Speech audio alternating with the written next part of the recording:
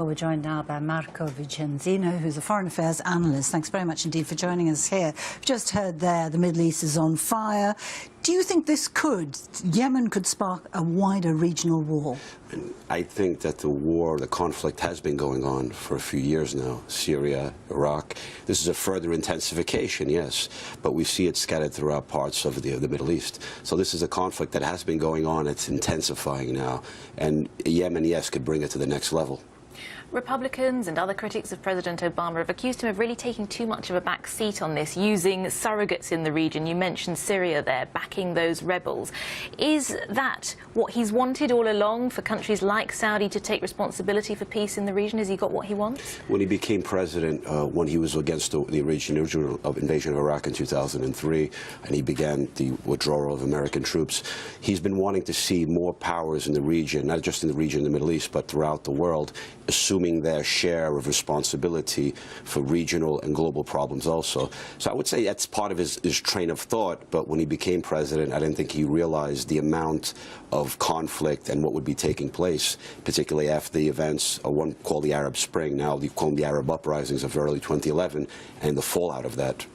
We've got Arab leaders meeting in Sharm el-Sheikh, and there's talk about an Arab League rapid response unit. Do you think that's the kind of thing that we're likely to see in the future, and how would it be organized? The concept of our rapid reaction forces, I mean, NATO has started one, and there's talk to have them at regional levels throughout in different parts of the world.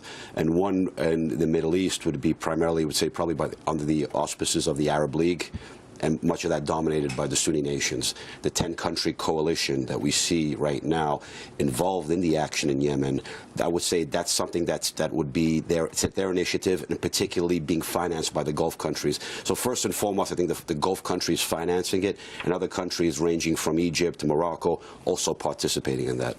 You mentioned the Arab Spring, the Arab uprising, it's now called, and all the fallout from that. How do you think in the years to come that historians will view this event that at the time showed so much promise? I think a lot of people had overestimated and not realized what was taking place. There was too much optimism at first, and they needed more realism.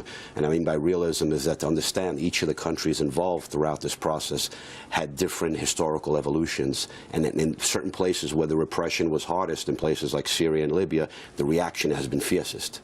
So I think one needs to take into account the history of these areas, and just important not to be naive. It's to be realistic. Optimism, good, but realism more than anything else. And the realism of the conflict between Sunnis and Shias. I mean, you talked about the Sunni, force outside, but you've got Iran in all of this, and it's talking about its axis of resistance. It's got Lebanon and Hezbollah, obviously the Assad regime in Syria, and the Shia forces in Iraq, and now Yemen fits into that. Sure. Throughout the Middle East, in order to achieve some form of stability, ultimately there has to be some form of accommodation between Saudi Arabia and Iran. Without that, this competition will continue to spin out of control and to intensify. Wisdom must prevail amongst the regional leaders. Marco Vicenzino, thank you for that analysis. Thanks.